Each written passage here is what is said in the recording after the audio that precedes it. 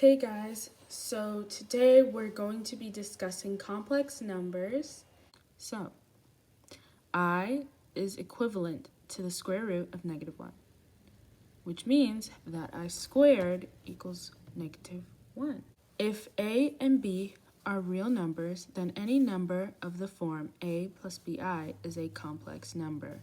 And the complex number a plus bi, a is the real part and b is the imaginary part. And you can see that because b has I next to it. So, some basic concepts of complex numbers include a plus bi equaling c plus di if and only if a equals c and b equals d. Now, if a were to equal 0 and b were to not equal 0, then the complex number is a pure imaginary number. For example, 3i. Another concept is if a doesn't equal 0 and neither does b, then the complex number is a non-real complex number. So if a doesn't equal 0 and neither does b, then the complex number is a non-real complex number. The last concept is a complex number written in the form a plus bi or a plus ib is written in standard form. So that is the standard form of a complex number, a plus bi. In the expression, the square root of -a, if a is greater than 0, then the square root of -a equals I times the square root of a. You see that because they're taking out the negative square root, which is equal to I, and they're putting it on the outside there. So here are some examples in which that would happen. So when we break it down, we can see that this is square root of -1 times the square root of 4. The square root of -1 is equal to I. And the square root of 4 is equal to 2. Which means the answer to this would be 2i.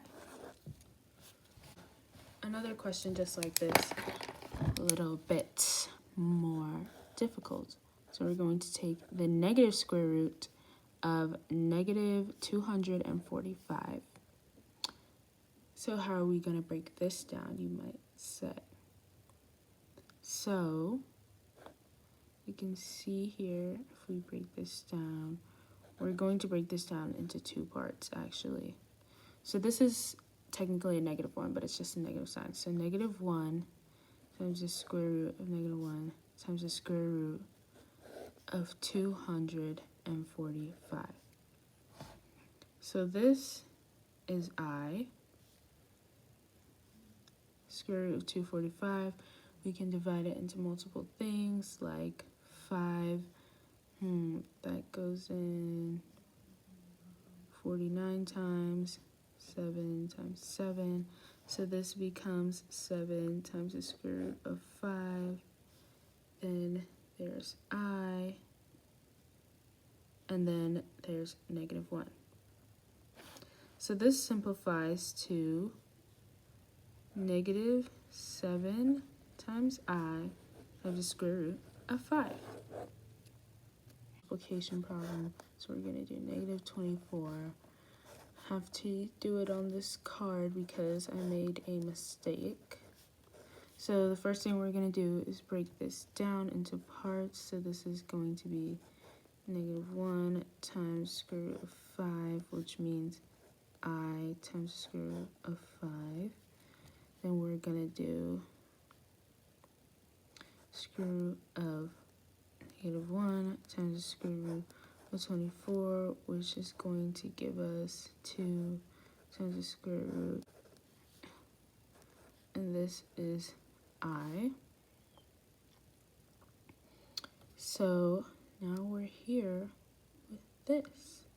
So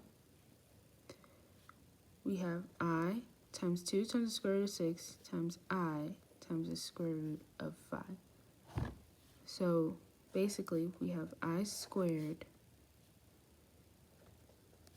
times 2 times the square root of 30. I squared is equal to negative 1. So we have negative 1 times 2 times the square root of 30, which means our final answer is negative 2 times the square root of 30. Like so. Next question. Now, when I first did some division problems, I was a little confused on how I would do them with complex numbers, but I quickly remembered, of course, and just remember not to overthink everything, because sometimes you do way more than is needed. So we're going to solve the square root of negative 567 divided by the square root of negative 81. So the first thing I'm going to want to do here is transform my equation to be under one big square root. So 567 divided by negative 81. And the last thing we're going to do here is we're just going to divide. So because we aren't using a calculator, we can kind of simplify in our heads. So I know that, no, let's use a calculator. So 167 divided by 81 equals 7. So that's going to give us a square root of 7. And that doesn't simplify down anymore. So that's our final answer. Now we're going to write an equation in standard form. And remember that standard form with complex numbers is a plus bi. So negative 8 plus the square root of negative 12 divided by 40. So now we're going to try to put this equation into standard form. So the first thing we're going to do here is split this into two different sides.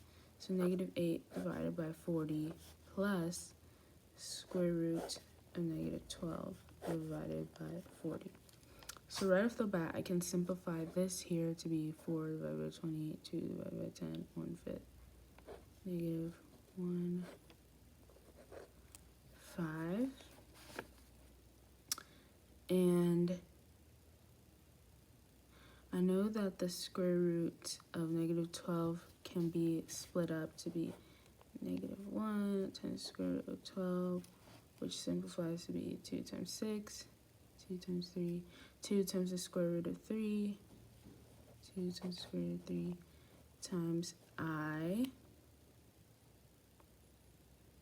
So that's going to be 2I times the square root of 3 divided by 40. But I know I can simplify this even more.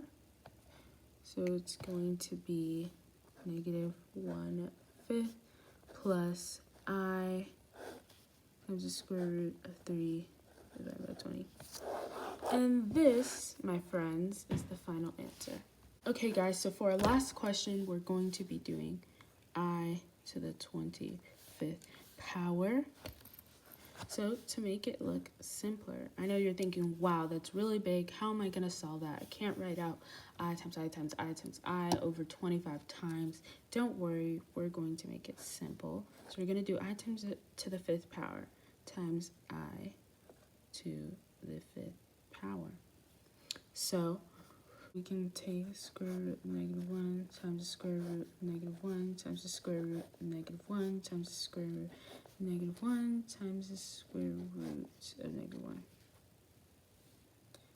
So this is technically I squared, which equals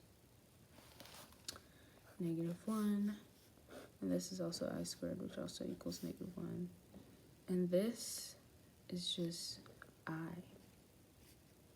So negative 1 times negative 1 equals 1 times I, which just equals I. So if we put I to the 5th power, then the final answer for I to the 25th power will just be I. Thank you guys so much for watching. I hope you all learned something, and I hope I didn't waste your time too much. Bye.